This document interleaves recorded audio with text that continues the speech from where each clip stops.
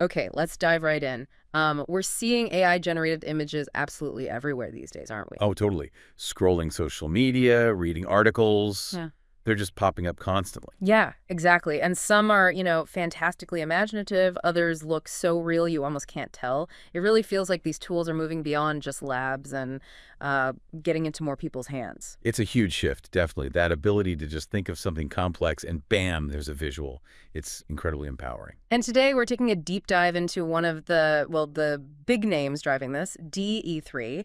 This is OpenAI's latest text-to-image model, and it's certainly made a splash. Right. And our mission here really is to unpack what DALL-E 3 actually is, figure out how you, the listener, can access it, how to use it effectively. Yeah, like how to actually write prompts that work. Exactly. Based on what our sources say. And we'll look at how it's already being used out there in, different fields. Yeah. And we're sticking strictly to the information in our source stack for this. That includes a really comprehensive guide for beginners on using Daily 3, plus some community notes and resources we found. The goal is to give you a clear picture. So if you've been curious about AI art, or you're thinking, hey, maybe I could use this for a project, like for marketing or education or just messing around, Right. this deep dive should hopefully give you a solid starting point, maybe a few aha moments about its capabilities. All right, let's unpack this then. What exactly is Dolly 3 according to that guide? Where did it come from? Okay, so the guide starts by putting in context. It's not like OpenAI just dropped this out of nowhere. It's the latest version, building directly on the previous ones, DALL-E 1 and DALL-E 2. So it's like version 3.0, an evolution. Pretty much. Think of it as the third major iteration in their effort to get better at turning text into images. Okay, so what's its main job? Like at its core, what's it designed to do? Fundamentally, the guide says its core function is creating images directly from the text descriptions you give it. You type words, it makes a picture. Simple enough. But the key thing, according to the source, is that it's designed for highly detailed and accurate images. That's the emphasis. Highly detailed and accurate. That suggests it's a big step up from earlier versions, right? Mm. What advancements does the guide point out? Yeah, this is where it gets interesting. The guide highlights two main improvements. First, enhanced context understanding. Context understanding. What does that mean in practice? It means it's way better at grasping the relationships between things in your prompt, the subtle meanings, the whole scene you're trying to create. It's less likely to get confused by complex instructions or, stick things together randomly. So if you ask for a cat wearing a tiny hat sitting under a table, it's more likely to get the under part right and the hat on the cat. Exactly. The source implies this better understanding means fewer, wait, that's not what I asked for, moments, especially when you give it more complex ideas. Okay, that makes sense. And the second improvement. Improved precision. The guide says the images it creates align more closely with the actual prompt you wrote. Oh.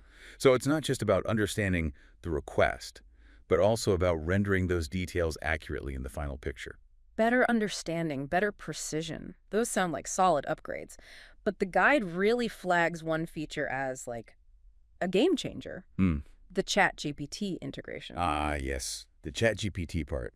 That's presented as a really big deal. How does that work? Why is it so significant according to the guide? Well, the guide explains it allows for, seamless prompt refinement. It makes the whole thing more collaborative.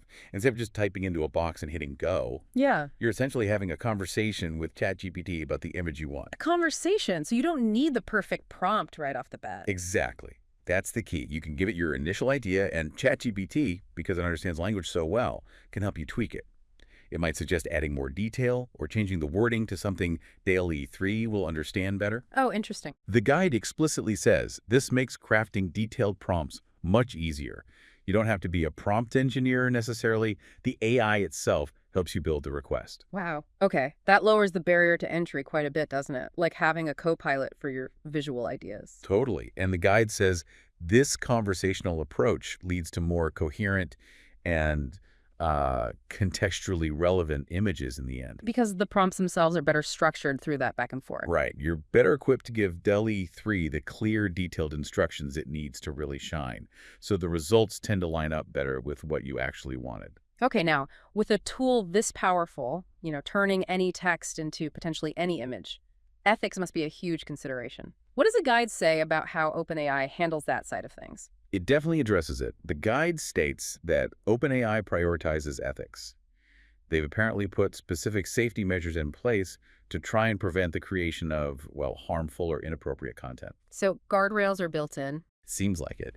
It indicates a deliberate effort to manage the risks associated with the technology's power. And what about IP? Intellectual property rights. That's a massive discussion in the AI art world. That gets a mention too. The source says the system is designed to respect IP rights. And it gives the concrete example. Artists can actually opt out of having their work used to train the model. Oh, really? They can opt out. Yeah. That seems like a direct response to artists' concerns about their styles being copied or their work being used without permission. That opt-out feature does sound like an important step, yeah. Okay, so beyond safety and ethics, the guide also mentions DALL-E 3 is versatile. Right. It points out it can generate images in a whole range of styles and formats. So you're not stuck with just one look. You can ask for photos, paintings, sketches, 3D renders, abstract stuff. As long as you describe it in the prompt. Pretty much. It gives you a broad creative palette to play with, assuming, again, your prompt guides it effectively. Okay, so pulling it all together from the source on what is DALL-E 3. It's the latest version. It understands prompts better. It's more precise. It has this key conversational integration with ChatGPT that simplifies prompting. Right. It has built-in ethical considerations like safety filters and that artist opt-out. And it's versatile in terms of style. Sounds like a pretty sophisticated tool. That's definitely how the guide positions it. A powerful tool for visual expression, especially for creators, designers, artists, and so on. Okay, makes sense. So we know what it is. Now, the practical bit. How do you actually get it? How do you access DALL-E 3 according to the guide? Right, access. The guide lays out the main ways. And the primary path, it says, is through OpenAI's subscription services. Ah, so it's not just a free website you go to, generally speaking. Not for the full main experience, no. The source talks about two main subscription options. The first one, probably the most common for individuals or smaller teams, is ChatGPT Plus. ChatGPT Plus, that's their consumer subscription, right? How much does the guide say it costs? Yep. The guide mentions it's $20 per month. Okay, $20 a month. And what do you get for that in terms of using DALL-E 3? Any limits? The guide specifies a usage limit. It says, plus subscribers get up to 50 image generations every 3 hours. 50 generations every 3 hours. Is that a lot? It seems pretty generous for most typical uses, yeah. It's a rolling limit, so it allows for a decent amount of back and forth, trying things out, refining images within a session. Okay. And what's the other main subscription option mentioned? The other one is the enterprise subscription. This is aimed more at large companies, big organizations, and the source just notes that the pricing for that is customized. Oh, right. Probably depends on how many people are using it and volume and all that.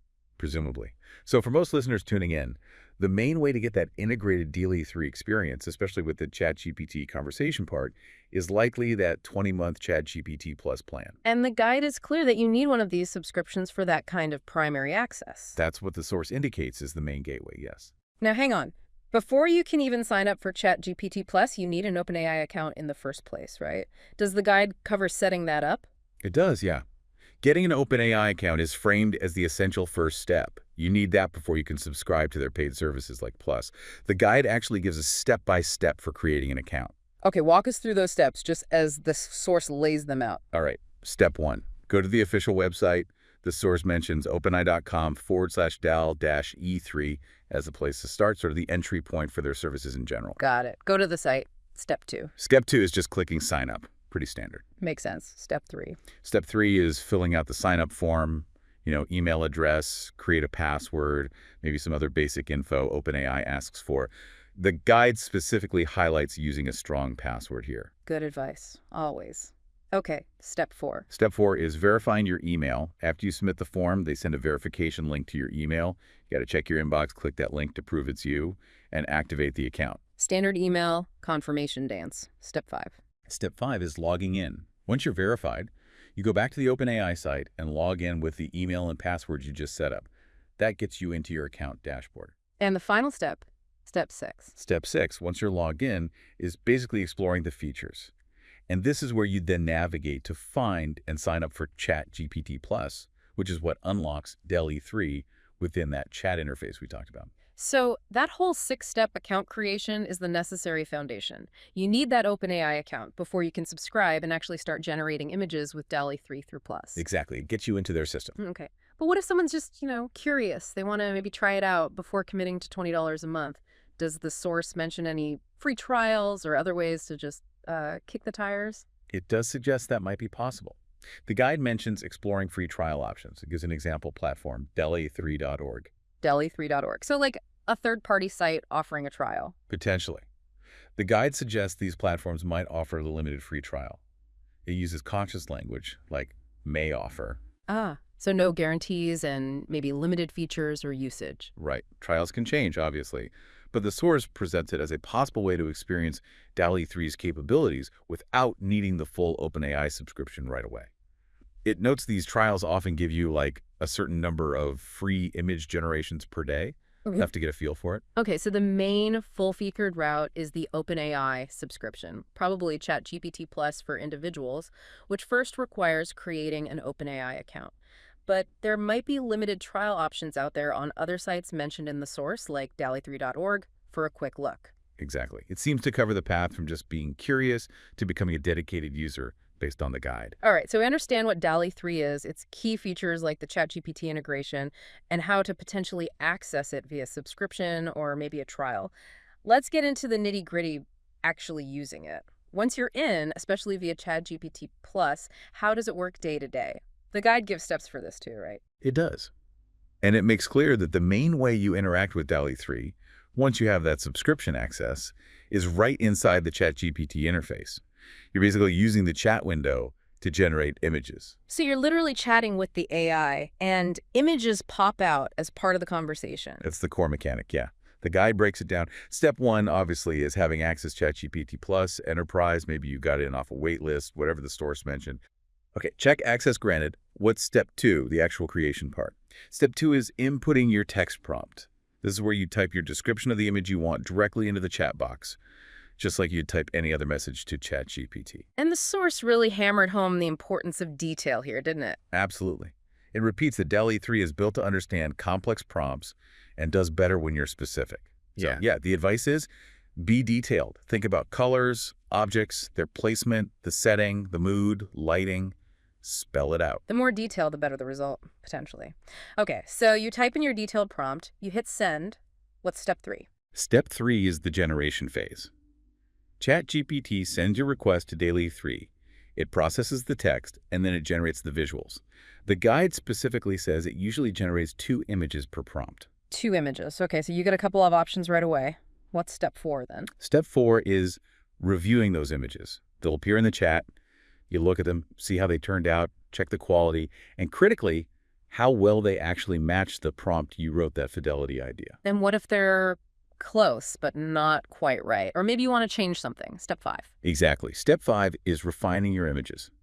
The guide presents this as a really key part of the workflow. It's iterative. If the first 2 aren't perfect, you don't just give up and start over from scratch. So what do? You provide more text inputs right there in the same chat. You tell ChatGPT what you want changed. So you just type something like, okay, I like the first one, but can you make the background look more like a desert? Or add a small airplane in the sky in the second image. Precisely. You continue the conversation, specifying the adjustments. You might say, change the art style to pixel art, or make the main character look happier. This back-and-forth refinement, using chat, is central to getting the image just right, according to the guide. That makes it way more flexible than just getting one shot. Yeah. Okay, so you iterate, you refine, and eventually you get an image you love. What's step 6? Step 6 is nice and simple. Download it. Once you've got an image you're happy with, there should be a download icon or button right there in the chat interface. You click that, save the image file to your computer or device. Ready to use for whatever project you had in mind. Exactly. The source mentioned saving them for various creative projects. And the guide included one more step, didn't it? Something about responsible use. Yes. Step 7. Explore ethical usage. The guide really frames this as part of the process, not just a footnote. It encourages users to get familiar with OpenAI's ethical guidelines. Like what? Like being aware of preventing harmful content generation and respecting IP rights, which brings us back to that artist opt-out thing. Yeah. It's about using this powerful tool responsibly. So the guide's process isn't just technical. It's get access, log in, prompt with detail, let it generate, review the results, refine iteratively using chat, download when ready, and throughout it all, keep ethical use in mind. Yeah, it lays out a pretty complete workflow, integrating the how-to with the responsibility aspect. Okay, now, that step of writing the prompt, It sounds simple, just type what you want, but getting good results seems to hinge on writing effective prompts. The source offers some specific tips for that, right? To really unlock DALL-E 3's potential. Absolutely. This is where you go from just using it to actually getting great, consistent results. The guide stresses that good prompts are key. So what's the #1 tip from the source? Tip 1, be specific. We touched on this, but the guide really elaborates. It connects directly back to DALL-E 3 being good with complex instructions. Vague prompts. You'll likely get vague or unexpected images. Detail is king. Can you remind us of that example the guide used? The dog one. It was pretty clear. Yeah, it was a good one. Instead of just saying dog in a park, Yeah, which is super vague, right. Could be anything. the guide suggests trying something like a golden retriever playing fetch in a sunny park with children. Okay, let's unpack that again.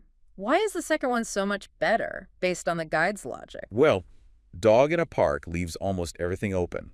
What kind of dog? What's it doing? What does the park look like? Time of day. Is anyone else there? The better prompt nails down specifics.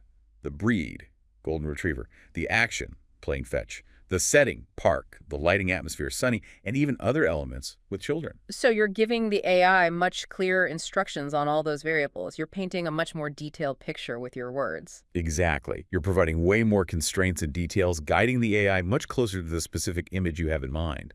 Less guesswork for the AI means a result closer to your intent. Makes total sense. Be specific. What's tip #2? Tip 2. Use descriptive adjectives. The guide points out how adjectives add mood, atmosphere, and visual richness. They go beyond just listing nouns. Can you give the source's example for this one? Sure, the example was a vibrant sunset over the ocean. The key word there is vibrant. Right. It's not just saying sunset. It's telling the AI about the quality of the sunset.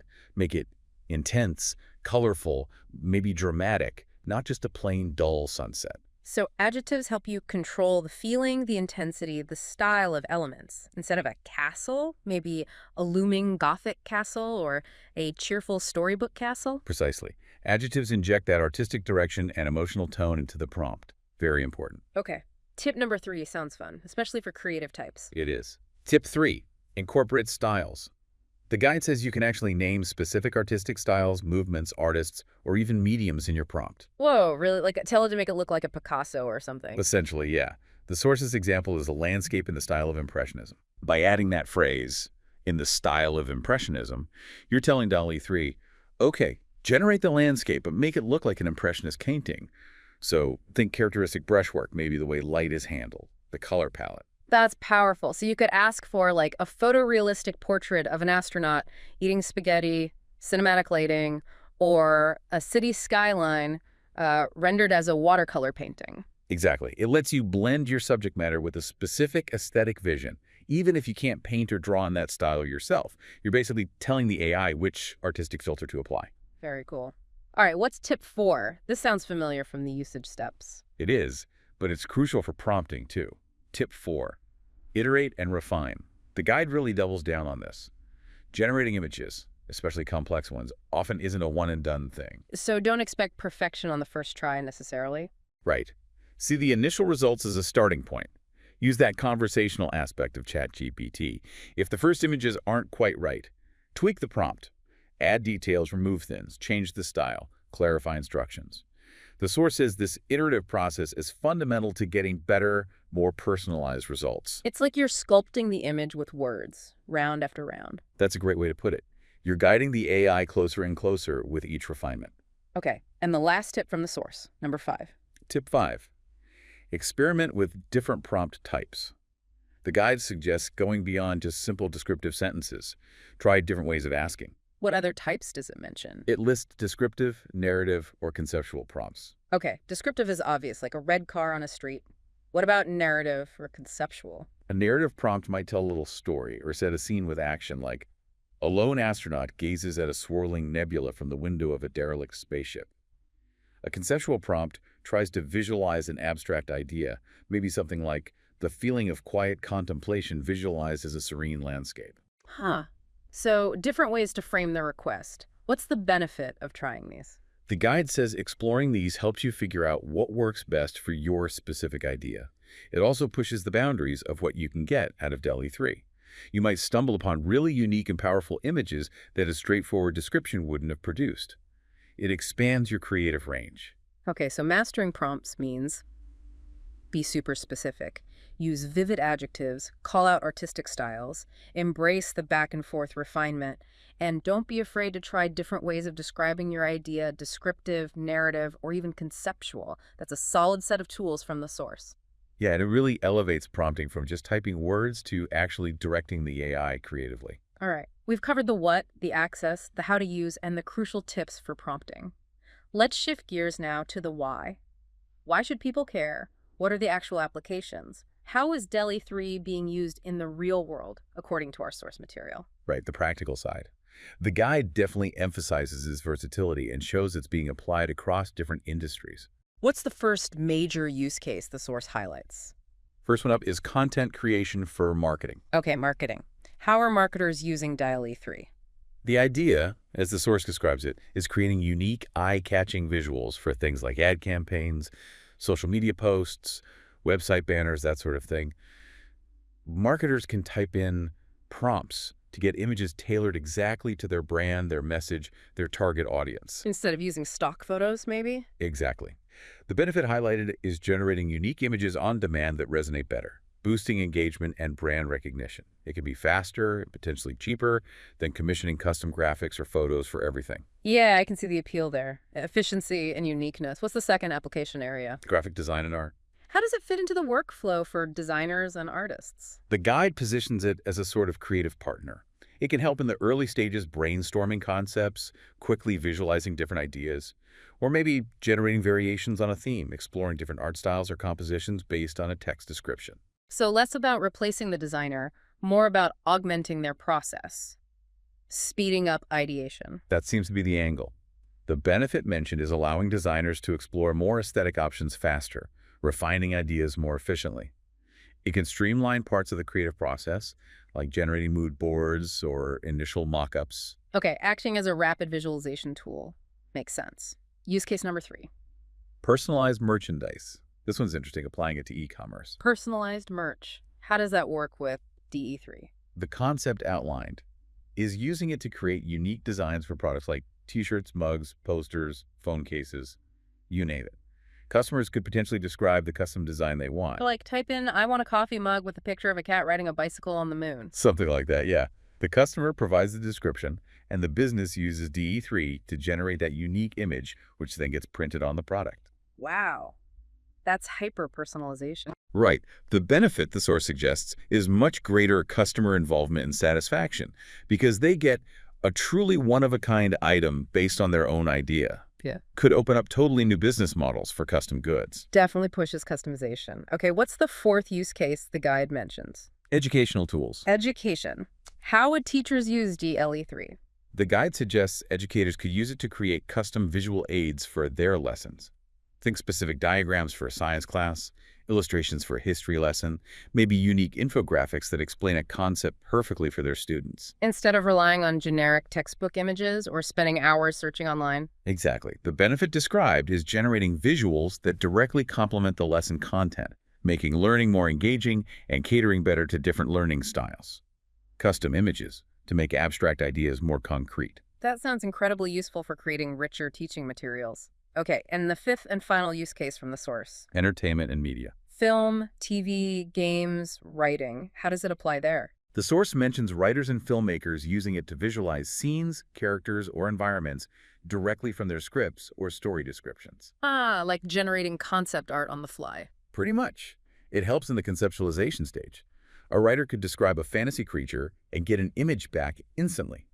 A director could visualize a key scene described in the script. It helps explore different visual interpretations and communicate the look and feel early on. That could be a massive help for pre-production and just getting everyone on the same visual page. Seems like it. Bridging that gap between the written word and the visual execution, as the source implies. So the guide really paints a picture of DALL-E 3 having broad utility: marketing, design, custom products, education, entertainment. It's positioned as more than just a fun toy. It's a tool impacting creative and professional workflows. Yeah, the conclusion from that section is definitely that its quality and versatility are driving real innovation and creativity in a bunch of different fields. Okay, so moving beyond just DALL-E 3 itself, Our sources also gave us a little context about the community around it and the wider AI landscape. They did. The community aspect seems pretty active for AI art tools. That first source, the guide, mentioned a specific resource called DALL-E Wizard. DALL-E Wizard, what's that, according to the description? It's described as basically a hub, a collection of tutorials, guides, prompt examples, tips, tricks, all aimed at helping people get better at using DALL-E specifically. The source mentions the website, dallewizard.com. So, a learning resource built by the community for the community. Seems like it. The source even quotes a community comment saying it's great for getting prompt ideas. It really highlights that learning how to prompt well is a big focus for users and they're sharing knowledge. The source also notes OpenAI values this feedback for improving the model. And didn't the community notes section list some other related topics people are discussing? Yeah, just titles, but they give a flavor. Things like 200 plus DALL-E 3 prompts. Again, focus on prompts. A DALL-E 2 style tag tutorial, so interest in techniques across versions. And mention of another tool, simpleprompt.com. It shows the ecosystem growing around prompting skills and helper tools. It really underscores how central prompt crafting is to getting good results. It's becoming its own skill. Definitely. People are actively working on it and sharing what they learn. The guide also included some data on DALL-E 3's popularity, didn't it? Traffic trends. Yes, I mentioned monthly traffic. The source stated DALL-E 3 got about 28,700 visits last month. 28.7K visits? Did it say if that number was going up or down? It noted a moderate growth trend of 39%. The source interpreted this as pretty typical for AI tools right now, showing active, growing interest and adoption of DALL-E 3 specifically. So people are checking it out, and usage seems to be climbing. That's what the traffic data suggests, yeah. Growing engagement. Okay. And finally, the source had that list of popular articles. Now, we didn't dive into these, but the titles themselves offer a glimpse into the broader world of AI tools, right? Exactly. The list included titles about other AI tools and topics, things like Pseudowrite, which is for writing, I believe, Claude AI, another language model, and Google VO3, noted as an AI video generator that handles audio too. So it shows AI is popping up in lots of different creative areas beyond just static images. Yeah, a wider context. The list also included some titles that were quite different, mentioning character generation and NSFW topics. Yes, those titles were explicitly listed in the popular articles section of the source material we were given. Included things like Best 5 NSFW Characters Generator in 2025, Top 5 Free AI NSFW Girlfriend Chatbots You Need to Try AI Peers Real Review, and one comparing Sweet AI Chat versus CrushOn.ai for NSFW AI Girlfriends. So yeah, it's crucial, since we're sticking strictly to the sources, to acknowledge these titles were present in the guide's periphery. They definitely indicate a very diverse, sometimes controversial, range of interests and applications floating around in the broader AI tool landscape, as reflected by that source. But just to be absolutely crystal clear, Right. our deep dive today is focused only on the specifics of DALL-E 3 for image generation, what it is, how to access it, use it, prompt it, and its standard applications, all based directly on the main comprehensive guide provided. We're just reporting that these other article titles were listed in the source's context section. We're not exploring that content or endorsing anything related to it. Our focus remains squarely on DALL-E 3 as described in our primary source. Absolutely. Understood. Our focus has been entirely on unpacking DALL-E 3 based on that main guide and the related community notes. Precisely. We've kept it centered on the DALL-E 3 information provided. Okay, so let's wrap this up. We've taken a pretty thorough deep dive into DALL-E 3, sticking just to our source materials. We looked at what it is, that latest version, with better understanding, better precision, and that really key ChatGPT integration, making prompting easier, more conversational. Right. And we covered the built-in ethical considerations mentioned, like the safety measures and the important artist opt-out feature for training data. We detailed how you get access, mainly through those OpenAI subscriptions like ChatGPT Plus after setting up an account. We mentioned the cost and usage limits for Plus noted in the source, and the possibility of trying it via limited free trials mentioned on sites like dalla3.org. And we walked through using it inside ChatGPT, typing detailed prompts, getting those initial 2 images, reviewing them, and then, crucially, refining them iteratively with more text input before downloading, and remembering that ethical usage piece throughout. Then we hit those vital tips for effective prompting, the need for specificity, using descriptive adjectives, leveraging artistic styles, embracing iteration, and experimenting with different prompt types like narrative or conceptual. We also looked at the real-world applications the source laid out, how it's making waves in marketing, graphic design, personalized merchandise, education, and entertainment media conceptualization. Plus, touching on the community resources like DLE Wizard and the traffic data showing its growth. Yeah, it really seems clear from these sources that DALL-E 3 is a genuinely powerful and versatile tool. It's definitely changing things in visual creation. For sure. It represents a pretty big step in making high-quality image generation much more accessible. Absolutely. So, thinking about all this, how easily DALL-E 3 now lets people turn detailed ideas into pretty compelling images just using natural language, especially with that ChatGPT back and forth, and seeing how it's being adopted across so many different fields. What does this really mean for the future of, well, visual communication? That's the big question, isn't it? Like, are we going to see totally new kinds of art forms emerge from this? Things we can't even imagine yet, born from this fluid conversation between human ideas and AI execution? Or is it maybe shifting what it even means to be a creator? If the main skill becomes less about the manual execution and more about the clarity and depth of your imagination and your ability to articulate it. It definitely elevates the importance of the core idea and how well you can express it. Something to chew on for Yeah. sure, especially if you're thinking about exploring this technology yourself.